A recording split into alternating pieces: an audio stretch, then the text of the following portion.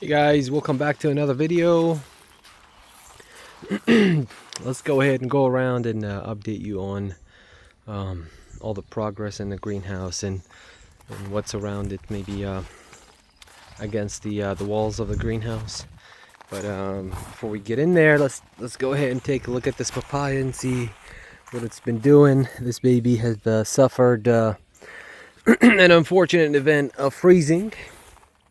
If you see my previous videos, I've discussed that one night we got, the forecast was 35, 36.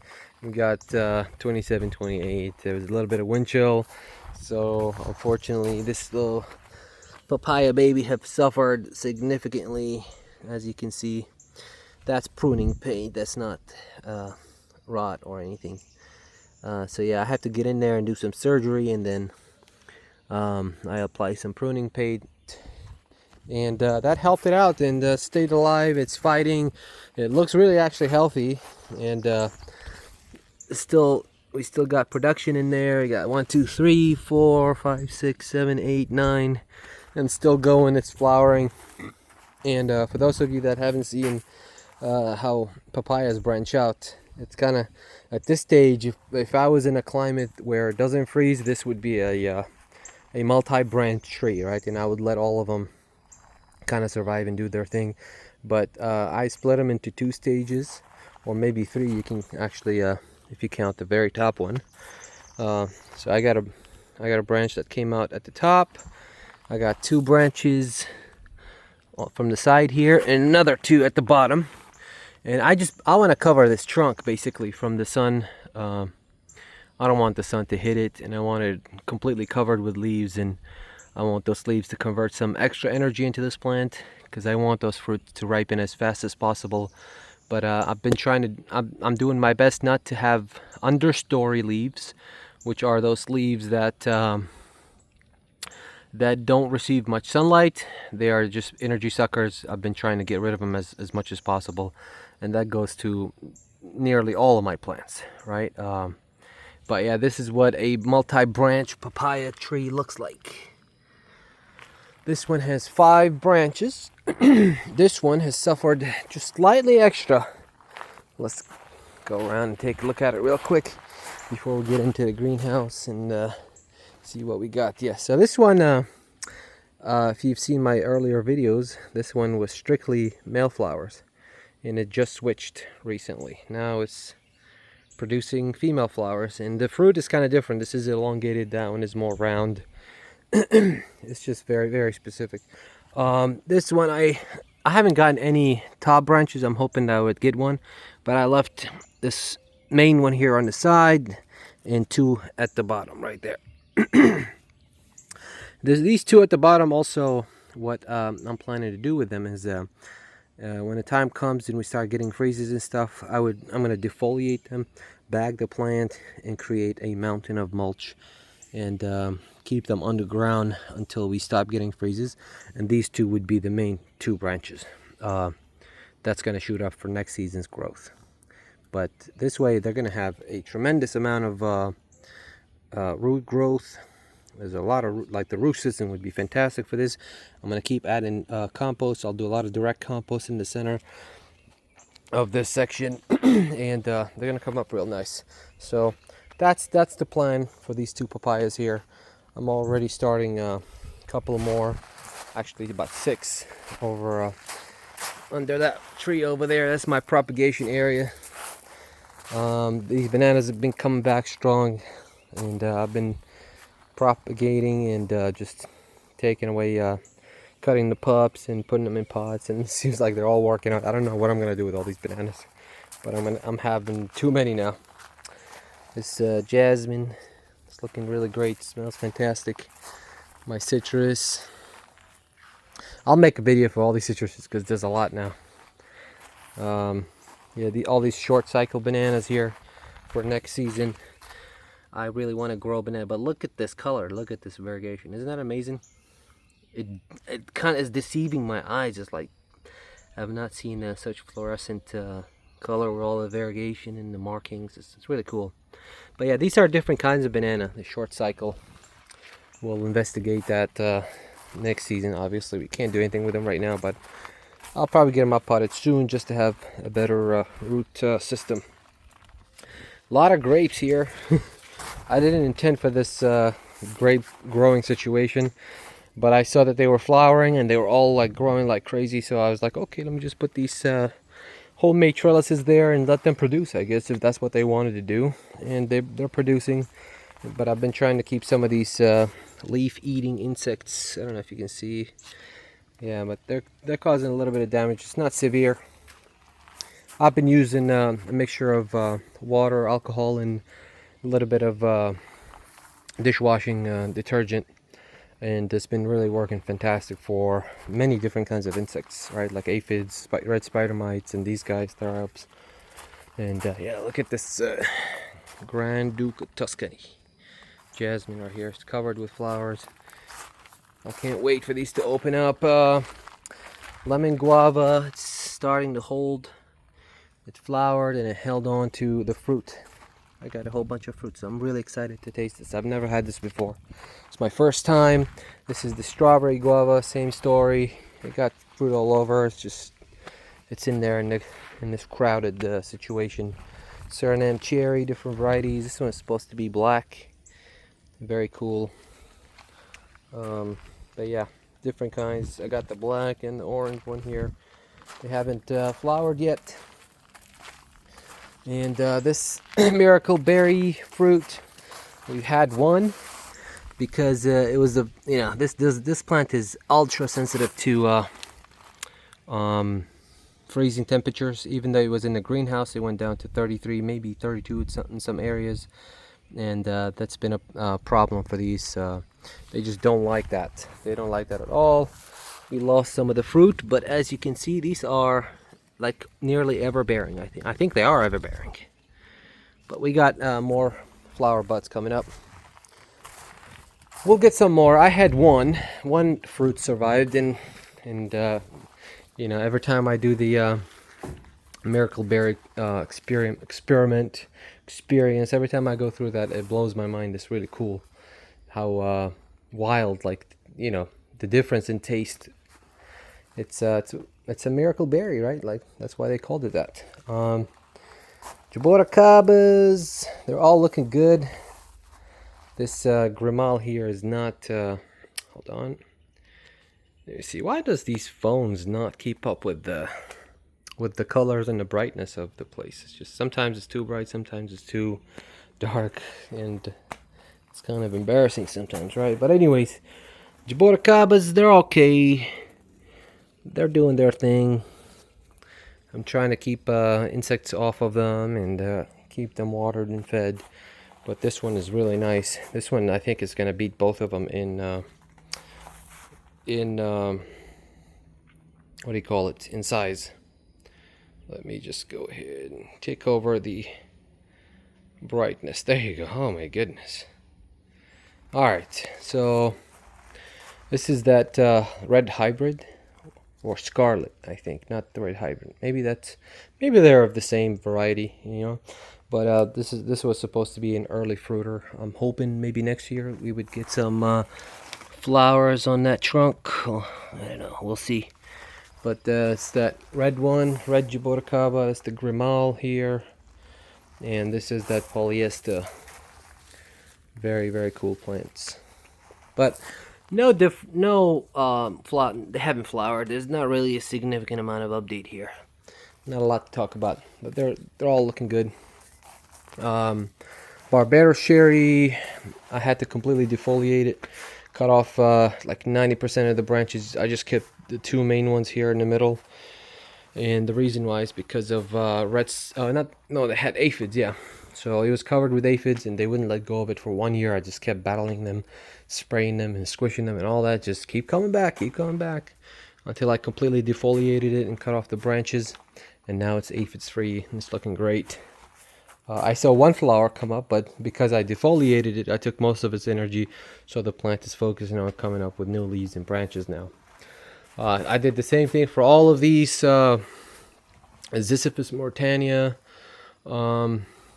jujubes, if you want to call them. They're not called that. Apple bear. Boroi, whatever you know, depends where you're from, right?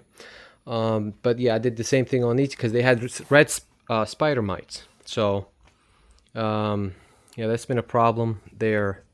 These usually get infested with that, but I don't like that. I like the leaves to look like this, right? See that? I like them nice and clean. I don't want spotty leaf growth. This one had it too, but I've been battling them. Anyways, I have 5 different varieties here, and they're all looking great. But as a result of my pruning, this one started flowering, which I'm pretty sure the season for these plants flowering is the fall, but they've done it anyways. We're in late May now. And this one has flowered too, right here. See? There we go. This beautiful sapodilla right here started flowering too. Oh, look at that very interesting looking spider, huh? Hello. Isn't that cool?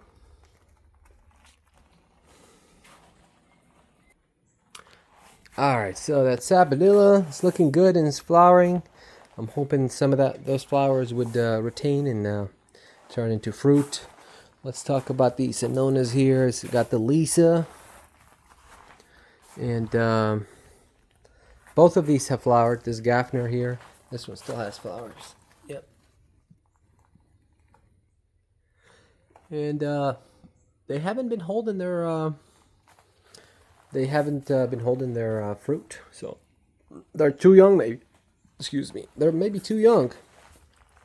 But I've been hand pollinating. I use 2-3 different methods of hand pollination and syringe pollination and all that. It's just they're not holding. I know for a fact that they're getting pollinated, but they're not holding their flowers for some reason, you know. So what can I do? I'm limited with my ability to encourage these plants to develop fruit, because sometimes age is just, it's number one. And sometimes the weather also, like we just recently had a heat wave, and just maybe a couple of days of maybe an extra 10 degrees than what they've gotten used to in the past couple of months makes them drop the fruit. I know that happened to one of my variegated lemons over there, pink lemon. You know, we went up into 95 degrees and I started seeing the little fruits drop. So definitely temperature is a key factor for why some of the fruit would drop, in addition to age and condition of the soil and watering and all that. It's a complex process, but I'm learning. I'm getting there. And they're looking, you know, fantastic as far as their health. They had a little bit of red spider mite issue, but I sprayed them with alcohol and water and soap, and they're gone. So they're looking fantastic. And these leaves are massive. Like, it's huge. Very cool. The guavas are looking great. They had I did have a pretty nasty aphid situation going on, but my alcohol and water soap concoction has taken care of that. As you can see, all these black dots that's their dehydrated bodies. So yeah. This sweet tamarind from Thailand, very cool. One of those, I love it. It's such an ornamental plant, right? In addition to its fruit-bearing ability and this delicious fruit, right? It's not a regular type of fruit. It's fantastic, man. It's just such a beautiful plant. This is another tropical pink guava here. You know, this one had some aphid situation going on. Not as bad as the one on the left here, but I take care of it. I'll spray them maybe twice a week, and I'm gonna get rid of them. This pink guava, it hasn't. It had one flower, but it didn't fruit. I hand pollinated it just to make sure that it would, but it didn't anyways. This is the pink tamarind from Thailand as well. It flowered, but no fruit, unfortunately. And I'm pretty sure I'm seeing maybe some red spider mites. I don't know. I might have to take care of that and spray it too. All right, moving on. Where were we at? Okay, so let's talk about this one. This one is a Pakistani guava, and it fruited. And I got I don't know, maybe like 10 fruit. Very nice. This one's supposed to be like yellow and pink, but since I bought this online, and their claims mean nothing to me until I can confirm them.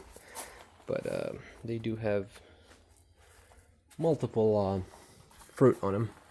This is a Mexican cream guava. This one has the most fruit, I believe. I've seen like maybe 10 to 15 this season. Last season, the first time I put them in this area here, they produced 3, I think, 2 or 3. These 2 right here are Babaco Papaya. I want to experiment with these and see what they come up with. But I bought one online, and when I received it, it had 2 branches. I cut them with a saw knife, and they both worked out. So I just put them under the canopy of this carambola tree, and they enjoyed that kind of temperature and lighting, and they're both alive. That's a coconut mango, coconut cream. I have to have this. This is fantastic. And this is that Michaela right here. It's looking really good. It started just recently, started branching like crazy. Look at this. So many branches, so many flowers. Not flowers, but leaves at the top and at the bottom, on the side. The whole thing is just covered with new growth. But it hasn't flowered this season yet. This mango, same thing with the mango. Not mango, avocado. Excuse me. This is a Joey avocado, and I was doing a little bit of an experiment with grafting. I think it was successful, but I didn't cut this main branch. Like usually when you graft, you're supposed to cut the. Hold on, you're supposed to cut it right here, so this bud would shoot up. But I didn't do it, so it was just an experiment to see how well that works out. But the majority of these tropical fruit trees, really, they enjoy green on green type of grafting. That's what I've noticed. That's what has worked out with me so far. So it was just a little experiment that worked out. Maybe not all the way because of me not cutting it, but still, in my opinion, it was successful. Look at this beautiful. Let me take care of this. There you go. This. What was this called? Yeah. This is June plum. Yes. Very, very ornamental. The leaves smell really cool. It has like a citrusy scent, and the flowers smell like jasmine. Not a very strong scent, but if you have a lot of flowers on the tree, you can actually smell it. Like, it's really cool. And it has fruit. Not as many as when it was in one of these pots right here. It's just sitting in a 15-gallon this season, because last season it wasn't happy. It was attacked by a lot of aphids and spider mites, and we had a little heat wave, and it wasn't happy. But look at it, it's back. It's beautiful. I cut off all the branches, all the leaves, and it shut up once again. It looks great. June plum, ladies and gentlemen. This Brazilian cherry, it flowered, it fruited. We had a slight change of temperature, and it dropped, boom, all the flowers, all the fruit. All of them got dropped.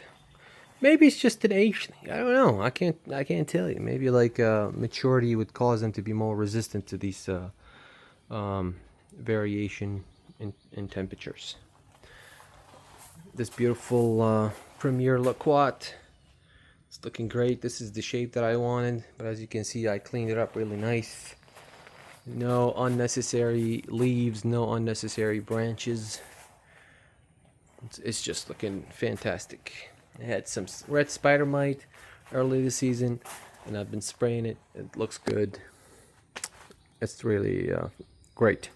We'll talk more about liquats because I have a specific project for those coming up for next season. We'll make a video on that. This dwarf Cavendish banana, it's looking good. It's about 3.5, maybe 4 feet tall now, but it looks really cool. All right, moving on to the longan right here. This is a Cahola longan. This one flowered like crazy, and I know for a fact that a bunch of different flying insects and ants and lady beetles came over here and pollinated their flowers, but very similar to the Brazilian cherry there. It didn't hold its fruit. As a matter of fact, I think I only see one here. There you go, just one longan. That's it. That's all right. I'm not in a hurry, right? I'd like to have a little more, but it's too early. It's just too early. It's just the same thing for these dragons. He said the dragon fruit, you know, they're fantastic. You know, they're growing really well, doing what they're supposed to do, but it's too early to get fruit out of them. It's too early. So, moving on to this carambola. This is a Cari carambola. It's been having a little bit of a red spider mite issue. I gotta spray it, but this is a spider bite magnet right here. That's why I regularly kind of defoliate and trim branches and spray it. But this season I'm just gonna continue to spray it twice a week to see if I can control them. But I just discovered that, and man, they're really fast. It's like in a matter of days they just completely take off a plant, even as large as this. This is started bending, so it's maybe like 13 14 feet tall. No flowers or fruit this season. Maybe young, maybe not the time. It's not matured yet. All right, let's move on. All right, moving on. So we got here got a purple fruiting passion fruit. And this one is the grandilla. So this grandilla here is in the pot. The purple one is in the ground. The grandilla is going to go in the place of this red passion flower that doesn't really do much other than look really pretty. But I got the grandilla. It's got the flower. It's got the fruit. What's the point of having this? You know, like if I can get something with fruit, I'd rather have something with fruit. This is too aggressive as well. I'm gonna get it out of here. The roots will probably start going in the pots and start taking over and sucking all the energy and creating too much shade maybe. I'm just not feeling this one right here specifically. I'm gonna take it out of the ground, put it in the pot. Right here we got that Vernon white sapote. Flowered, fruited. It had a whole bunch of fruit, but held on to two. So self-thinned, and now it's got two. I'm not mad at it. That's all right. At least we're getting something. But I've been going through and kind of considering its energy, and you know, the any leaves that weren't collecting sunlight. I've been trimming it off and trying to keep this plant healthy and strong.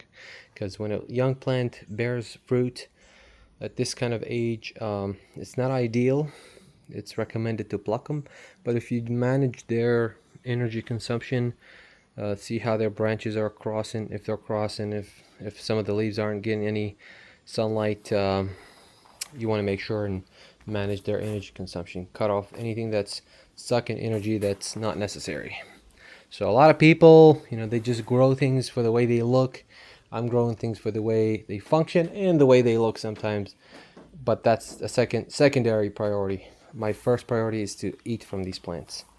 I got a bunch of different stuff here. Some of these white sapote seedlings for grafting. Got yellow and pink Jamaican strawberry trees. Another Suriname cherry. This is a yellow one. It's a yellow variety. This is a mock orange, I think. I think so, yeah. This right here is a wood apple, not cinnamon apple, actually. Yes, and it has a really cool I don't see it usually, but do you see what's happening to the color? It has a shiny silvery color to it on the understory of these leaves. Very cool looking plant, if you ask me. Cinnamon apple, some it's pineapple right here. It's been very slow, but you know, it's just an experiment. Cut off the top of the pineapple and bought from the store and just put them down here just to see what would happen. This is Youngen's Gold White Sapote. Massive leaves, very big leaves compared to the Vernon, and supposedly is one of the best varieties out there for white sapotes. Alright, so I think we covered pretty much everything here, right folks? And I'm trying to be kind of quick with these videos and not to talk and ramble too much about things. And if you do actually, if I miss something, if you have a question about something you're seeing, just go ahead and ask it. I've been asked to make videos about types of soil I use, and we'll get to that. If I haven't gotten to that earlier, I apologize. I've been extremely busy, and I'll make a few videos here and there showing you why. This project is just strictly on me right now, and it's rather big. I have way too many trees to take care of. I planted dozens of trees this season that are still young, and I gotta keep them healthy. I gotta keep them alive. And these first year or two is very crucial. There's a lot of upkeep and maintenance and protection that needs to happen. But there it is. This your greenhouse walkthrough and update. Stick around for more, and I'll get back to you with another video soon. Take care, guys.